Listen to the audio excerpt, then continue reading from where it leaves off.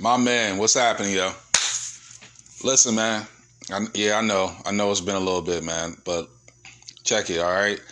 All I need is my fresh, dry fade with a little bit off the top, all right? My man, appreciate you.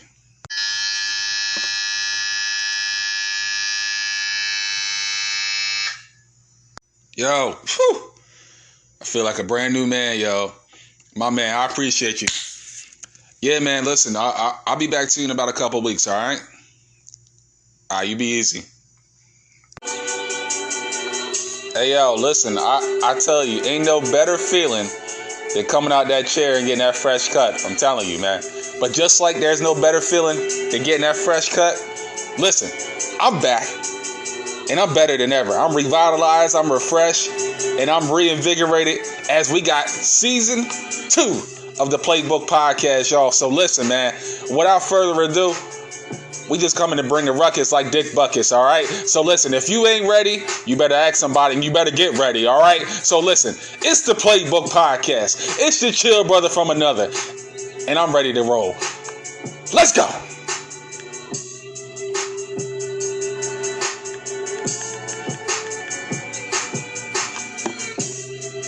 Boys and girls, family, I'm just messing with y'all. Listen, what's going on, family? We coming back fresh from vacation, man. We got some time to go ahead and relax. You know, breathe a little bit. Had some things to take care of. But listen, I'm back and better than ever, man. So listen, you already know what the time it is, okay? When you hear me, you know it's going to be another fantastic, phenomenal episode of the Playbook Podcast. Season 1 was great. But season 2, we just bringing a remix, okay? We coming back with better, fresher content for you each and every Monday. You already know what time it is. Y'all know it's time to listen to your man, Mr. All About My Biz. And I'm just trying to handle my biz so I can take care of my future kids. And listen, as always, I need you guys, go to Spotify, go to Anchor, go to Spreaker, go to Google Podcasts, go to iHeartRadio and YouTube. The Playbook Podcast, Kyle Turner is where you can find the channel with all content from season 1 and now with season 2 of the Playbook Podcast. No need to quit. Y'all follow the script, and that script is, again, making sure you like, comment, and share this to everybody. Lottie-dottie and everybody, okay? So make sure y'all go ahead and subscribe to the channel on YouTube and make sure you share as we got fresher content with season 2 of the Playbook Podcast. So listen, enough of the fluff. Let's get right into the stuff. You already know what time it is. Let's get right into the opening tip. So we got the opening tip, y'all. We got to go around the NBA. Y'all know how we get down, okay? We got the opening tip around the NBA. And if you're new to the show, this is how we get down, okay? We got the NBA, we got the NFL, we got Stop Playing, and we got the championship speech to get your mind right and regulate your thoughts for the week that is to come, okay? This week, we're going to primarily talk about unleashing the beast. And most of the time, that's in a negative connotation. But we're going to go ahead and put a spin on it. And like James Brown said in his movie, just flip it. We're going to flip it for what it means in a positive light to get you going for the week that is to come. Okay, so we're going to keep the B-ball bouncing. We're going to go around the NBA and around the association. The last time we talked, we crowned the NBA champion and the Milwaukee Bucks taking down the Phoenix Suns 4-2. Giannis Antetokounmpo turned into a cyborg and now is the reigning, defending Finals MVP, along with NBA champion, okay? So we got all that taken care of, but now we got some new news around the NBA. We got the NBA draft. You know, we got a couple of trades as well to talk about. We got NBA free agency as well. We got also some things going on with the Olympics as well with Team USA. I had a lot to say in the beginning a couple of weeks ago. It seemed like they got their act together. Okay, we just gonna kind of put it like that, and that's just put it lightly. Okay, Team USA got the job done with the gold medal as well, and you know we got some other things to talk about around the NBA. So, but we're gonna primarily talk about the NBA draft right now. So with the draft, couple of things to recap. Okay, picks 1, 2, and 3 pretty much went according to plan, with Cade Cunningham going to Detroit, Jalen Green going to Houston, and Evan Mobley going to Cleveland. Number 4 got a little tricky, with Toronto taking Scotty Barnes at number 4, and then Jalen Suggs going to number 5 to Orlando. So, a little bit of a recap, okay? The Pelicans are going to end up losing Zion Williamson. Yeah, they really are. It's going to be Anthony Davis 2.0. Because I don't understand how you trade Eric Bledsoe and Steven Adams. You get Jonas Valanciunas, which is not a bad deal, okay? But then you go ahead and trade the number 10 pick and move down to number 17. And with the pick that you got Zaire Williams. You know, and I don't understand how you make a move like that. But don't really do anything to help enhance your team. So New Orleans has had a couple of head-scratching moves. David Griffin is the GM. He's the GM in Cleveland. They got a championship there, but if you don't get your intel together and how to properly construct this team around Zion, you're going to end up losing him like Anthony Davis. I'm just saying, okay? The Hornets are going to be a sneaky good team in the East. They ended up drafting James Bouknight at number 11, which was a steal at that position. They got Kai Jones in the trade with New York. So they're a young, feisty team. James Borrego is their coach. He just received an extension as well. They're going to be hungry. So watch out for Charlotte in the East as well. Golden State picked up a couple of great steals in Jonathan Kuminga and Moses Moody. And no, I'm not going to pull a Kendrick Perkins and have a PlayStation 2 moment when the game is scratched up and it kind of does this whole glitching thing. I ain't messing up his name. His name is Moses Moody, okay? I'm not going to pull that. All right, but Golden State got better.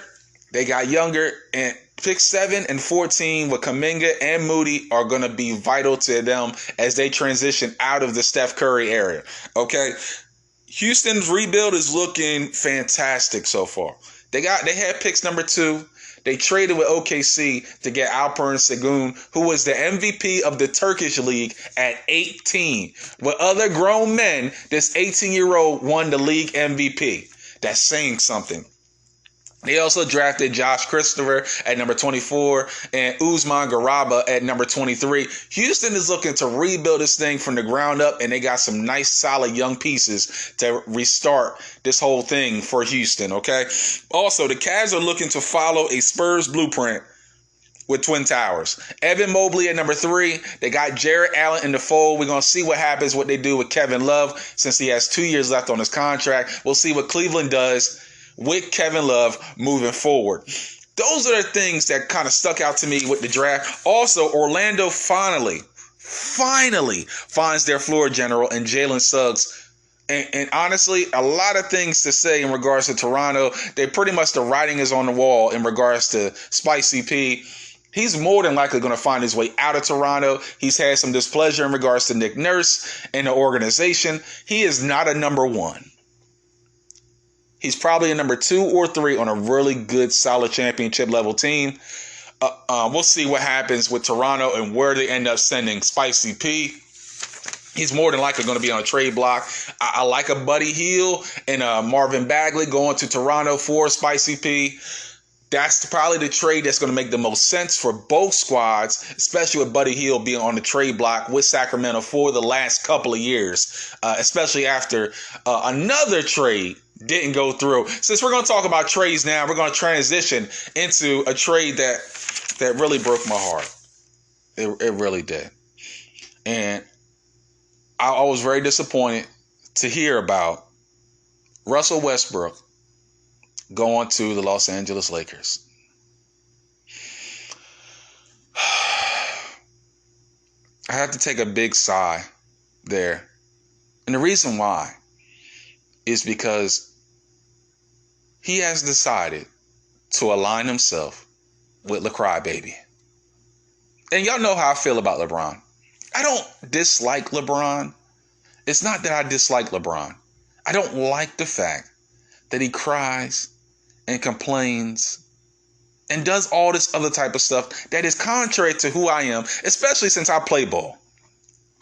I don't like guys that cry or flop like he does so often. So seeing Russell Westbrook align himself with that is very painful to me. Here's the trade, though. If you didn't know, you must have been under a rock, okay? Russell Westbrook going to LA for Kyle Kuzma, Montrezl Harrell, KCP, pick number 22, 2024 second round pick, and a 2028 second round pick. That's the trade that now is official now. The Lakers have now assembled, after that, a version of the Expendables 2.0. A whole bunch of old players. Dwight Howard, Carmelo Anthony has signed now. Malik Monk, that's a young guy. Kendrick Nunn, Henderson, Trevor Ariza, and that's pretty much the bulk of what their lineup is. A whole bunch of older players surrounded by a very fragile Anthony Davis and a dog mentality in Russell Westbrook. It's going to be interesting to see how all these puzzle pieces align in Hollywood. Are the Lakers going to win championship number 17? We're going to have to wait and see how that all transpires moving forward. NBA free agency is now up and going. We got a couple of guys on the move. Kawhi Leonard is actually staying put in LA with the Clippers. He's still going to rehab his ACL injury that they finally decided to tell the whole world. I mean, the dude didn't play for 7 games. You try to make like, oh, it's not a big deal. But then comes out after you lose to the Phoenix Suns that my man had a torn ACL. So come on. I mean, seriously, everything was right there to say that Kawhi Leonard is not coming back for the playoffs. And y'all try to brush it under the rug like it was no big deal. But my man had a slight tear in his ACL. You already knew this man wasn't coming back. I don't know why you were playing. We're going to talk about that and stop playing. Okay. CP3, 36 years old, has a 4-year, $120 million deal with the Phoenix Suns. What? 36. Still can get the bag if you're Chris Paul. You're going to be 40 years old and you're still going to be making like close to 25 or $30 million. That's unheard of, man. But again, he's the NBA Player Association president. He actually changed the rule where, players up to 38 can't get this substantial amount of money. My man Chris Paul made sure he got the bag. Point blank, period. And that's good for Phoenix. I'm pretty sure they made sure it was stacked up.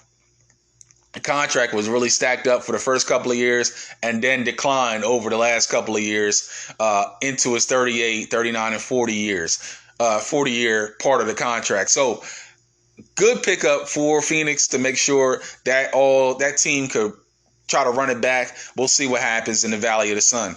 Kyle Lowry in the sign and trade from Toronto to Miami, 3 years, $90 million. Duncan Robinson re-signs with Miami, 5 years, $90 million for the sharpshooter for the Miami Heat. Mike Conley, 3 years, $74 million, back with Utah. John Collins, 5 years, young brother, putting the oop down on Joel Embiid, then put him on a t-shirt. Now he can make sure he has several dunks of him dunking on Joel Embiid on t-shirts, especially after getting the bag 5 years, $125 to re-sign with the Atlanta Hawks. DeMar DeRozan sign and trade from San Antonio to Chicago, 3 years, $85 million deal. Lonzo Ball going to Chi-Town as well. Sign and trade from New Orleans to Chicago, 4 years, $85 million. Norman Powell re-signs with Portland, 5 years, $90 million. Spencer Dinwiddie signs with the Washington Wizards, 3 years, $62 million. Evan Fournier signs with the New York Knicks after having an incredible Olympic run with France, 4 years, $78 million for the Frenchman to sign with the New York Knicks. Man, that's a big-time deal if you're the New York Knickerbockers, especially after the season that they had last year in Madison Square Garden. They also got Kemba Walker from New York comes back home after the buyout from the Oklahoma City Thunder. So